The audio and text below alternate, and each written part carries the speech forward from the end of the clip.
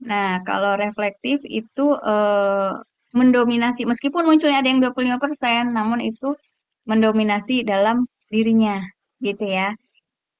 Eh, nah, tadi saya mau menjelaskan bahwa tiga bagian cara kerja otak ini ada di setiap orang. Namun yang muncul di checklist adalah yang mendominasi ya, yang mendominasi atau yang merespon di awal, merespon di awal. Misalnya begini, ada hal baru ya. Nah, eh, hal baru ini kalau misalnya seseorang itu reflektif, dia bisa langsung percaya atau tidak mudah percaya itu tergantung dari intuisi, instingnya juga. Tapi ada juga yang reflektif nggak berhubungan dengan intuisi, itu ada gitu ya. Jadi tidak semua orang reflektif apa namanya instingnya main di awal, enggak. Tapi lebih ke ya memang ada hal yang tidak bisa diterjemahkan itu kalau reflektif ya reflektif itu ada hal seperti itu. Jadi bisa jadi oh ada suatu benda, wah saya ya deh ini penting nih saya harus beli. Tapi ada juga yang enggak deh gitu. Nah jadi itu insting di awal tanpa perlu dijelaskan secara logisnya dulu nih karena instingnya yang dituntun ya. Nah kalau afektif itu percaya kalau apa namanya banyak nih orang. Maaf, ini gempa ya? Eh, Bu, gempa, Bu. iya Benar, gempa. Bu. Masya Allah, tabarakallah. Allahu Akbar. Aduh, Allahu Akbar. Iya, kerasa. Betul, Heeh, betul benar ya. tuh, Bu. Ini Betul, Bu, bergetar betul. meja. Meja Iya, saya bergetar. sama. Meja. Oh, iya betul ya. Ya Allah, Ya gempa, Allah, bergetar. dalam nama Tuhan. Yang sampai merinding saya. Bergetar. Saya pikir ini tergolong. Masya Allah, masih masih gerak ya Ibu. Kita berdoa dulu. Kita berdoa dulu Ibu Bapak. Kita berdoa dulu. Masih bergoyang kah? Ini Masih barusan. sedikit, Bu. Iya, iya. Kita berdoa dulu Ibu Bapak. Meja ini kenceng barusan. Ya, pintu. Saya belum setting Pak. Ya, sudah apa-apa mau lanjut atau gimana? Lanjut dulu.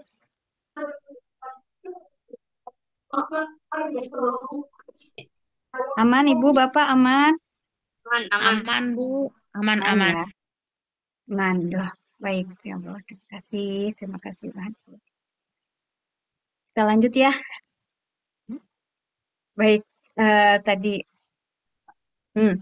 Jadi tadi dari masih nggak? Oh ada informasinya. Baik. Jadi dari tiga bagian tadi ya. Nah kalau kalau afektif itu percaya kalau melihat keseluruhan. Ya sekitarnya teman-temannya, oh iya dia makin yakin banyak nih gitu teman-teman saya. Misalnya entah pakai mungkin entah untuk gadget baru atau kegiatan baru, oh ternyata teman-teman saya ada banyak. Nah itu. Nah kognitif percaya itu kalau ada buktinya dulu, ada data gitu. Jadi percayanya di situ gitu ya. Jadi intinya kan reflektif tuh semua orang berhubungan dengan rasa percaya. Nah, namun yang responnya reflektif itu bisa cepat gitu loh merespon yang seperti itu. Nah, terus kalau misalnya afektif itu merespon rasa percaya itu berhubungan dengan seberapa banyak gitu di lingkungannya. Nah, kalau kognitif berdasarkan data, ya fakta. Nah, itu jadi intinya semua bagian otak tersebut semuanya ada dalam diri seseorang, gitu ya. Oke, ada yang mau ditanyakan atau nanti terakhir tentang kognitif afektif reflektif? Copy ya, kita lanjut dulu ke gaya belajar. Nah, gaya belajar di sini kan media apa yang membuat belajar ya, tertarik untuk belajar, media yang membuat tertarik belajar. Artinya sejauh seberapa cepat dia merespon, ya merespon sesuatu atau cepat menyerapnya melalui media apa. Nah, setiap orang berbeda. Ya, ada yang visual, auditori, dan kinestetik. Jadi lewat mata, lewat mendengar, atau lewat praktek. Nah, kayak sekarang nih, Zoom. Kalau kinestetik, rasanya akan lebih nyaman kalau menuliskan kembali. Atau mungkin sambil ngerjain apa, gitu loh. Itu juga termasuk ya, gaya belajar kinestetik. Nah, kalau visual memang fokus dari apa yang dilihat. Bisa tulisan, bisa gambar, ya bisa menonton, gitu loh. Kalau apa namanya auditori dari apa yang didengar, dari apa yang didengar auditori itu. Jadi ketika Zoom seperti ini, yang penting mendengarkan. Nah, lihat lagi dia auditori dan kinestetik misalnya. Nah, berarti kan auditori kinestetik itu ya mendengar ya mencatat juga gitu. Itu ya. Nah, Ibu Bapak, di sini persentasenya ya di antara yang di sini kognitif, afektif atau reflektif gitu, maaf, visual, auditori, kinestetik. Kalau dia di antara tiga dua, tiga empat, tiga lima itu masih merata. Ini merata ya, tiga dua, tiga empat, tiga lima itu merata. Jadi mana yang jadi bisa semuanya, tiga-tiganya bisa. Nah, tapi kalau di contoh report ini ada satu yang sudah di atas 35%, itu 36 ya. Nah, berarti yang lebih mendominasi dalam dirinya itu kinestetik, lebih mendominasi dalam dirinya ketika menerima informasi kalau dengan eh, apa namanya penjelasan yang berupa praktek itu lebih cepat diterima. Seperti itu.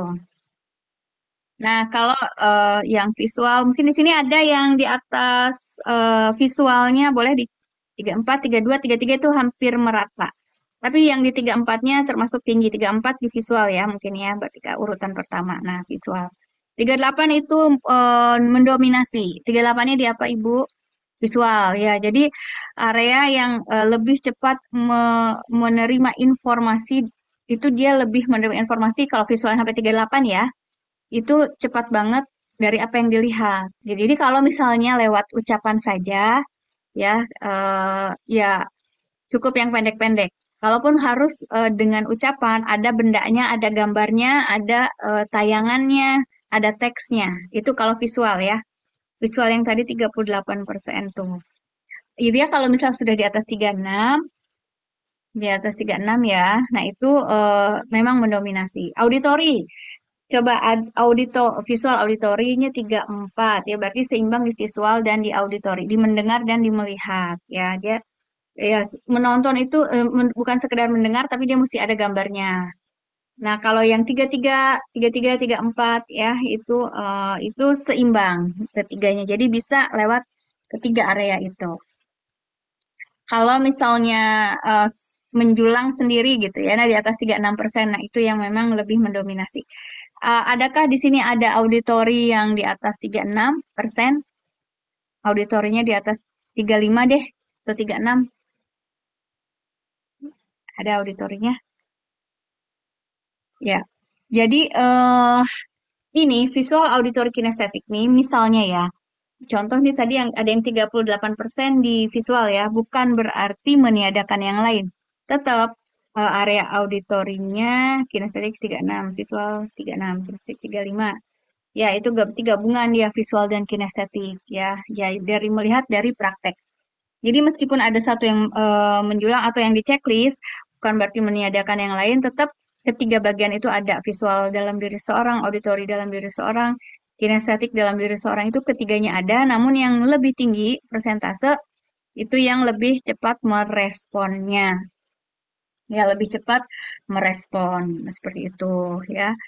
eh Terus em, kalau auditori, memang auditori itu secara populasi di dunia, yaitu ada auditori dan visual. Berarti dari yang didengar, ya dia lebih cepat merespon dari yang didengar. Ya ditambah dengan ada gambarnya kah, teksnya gitu. Jadi dia bisa jadi baca sambil bersuara. Dan secara teorinya, populasi di dunia itu yang auditori itu hanya sekitar 20%. Artinya ya, jika di sekolah, ya di sekolah nih kan em, bagaimana caranya bila penjelasannya secara auditori, secara hanya suara gitu ya. Bagaimana dengan anak visual dan kinestetik gitu? Karena secara persentase pembelajaran misalnya lebih banyak dengan auditori, dengan verbal gitu ya. Misalnya ada buku kosong, buku bekas, kertas bekas. Nah, dibawa ke sekolah misalnya ya, dia kan mau coret-coret lah atau supaya gimana dia bisa konsen nih si visual dan kinestetik gitu ya. Nah, boleh coret-coret kamu di buku bekas ini, di kertas bekas ini, tapi coret-coretnya kita kasih rule.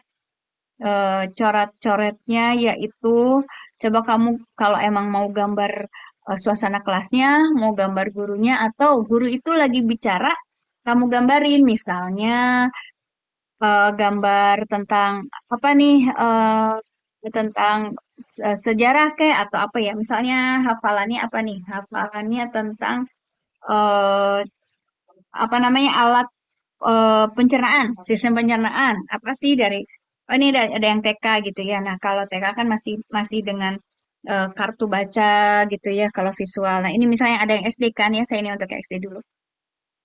Misalnya, oh saluran pencernaan ibu guru ngomongnya apa? Nah, kamu gambarin tuh. Oh, dari mulut itu kemana? Nah, seperti itu. Jadi, apa yang diucapkan oleh guru coba digambarkan. Gitu ya, untuk visual kinestetik. Dan kinestetik itu ketika dia mencatatkan kembali, itu salah satu bentuk terapi. Karena dia mengingat dari apa yang dikerjakan.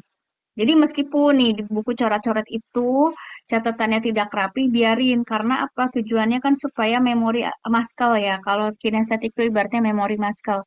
Memorinya dia saat mencatat itu dia ingat. Jadi bukan dari yang didengar yang diingat kalau kinestetik. Visual kan dari apa yang dilihat atau digambar gitu ya. Nah, kalau masih TK nih, belajar baca. Nih ada yang TK kan ya. Belajar baca itu bukan sekedar kalau yang kinestetik nih. Kalau visual mungkin dari buku dieja yuk ngeja bareng atau ini apa sih bacanya. Nah, kalau yang kinestetik bukan sekedar hanya mengeja, bisa saja selain di sekolah kan jam anak berada dalam kehidupan sehari-hari itu kan lebih banyak di rumah juga ya. Jadi dibantu nih di rumah. Oh iya yuk kita print saya ini pengalaman saya sendiri gitu ya. Saya print huruf misalnya A, B, C, A sampai Z itu masing-masing 5 huruf. A, B ya terserah mau 10 juga boleh. Nah, jadi ketika karena anaknya kinestetik dan visual ya bukan sekedar mengeja B A ba, C A ca, baca misalnya ya. Tapi dia mesti ada benda yang dipegang. Jadi saya sebar itu kartu lalu apa namanya coba misalnya nulis apa ya? Anak TK kan menyenangkan. Nah, mau kelas 1 nih. TKB mau kelas 1. Bagaimana menuliskan menyenangkan, ya kan? Itu suatu kata yang sudah cukup panjang hurufnya. Nah, berarti cari tuh kartu-kartu huruf M-nya mana? Menyenangkan berarti habis M, itu huruf apa? Ah, cari, oh huruf E, cari susun gitu. Itu tuh apa ya? Dirasanya, coba disuruh sebutkan. Ada huruf apa itu di tenggorokan?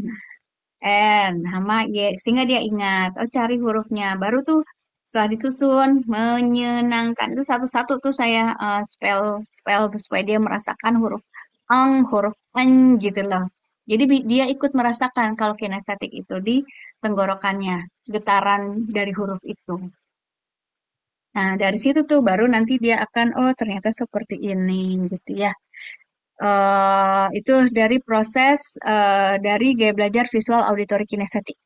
Jadi gaya belajar ini tadi ya menyerap informasi, menyerap pembelajaran baik akademik sampai ke komunikasi. Jadi si gaya belajar itu ngaruh ke gaya komunikasi juga, ngaruh ke bonding juga.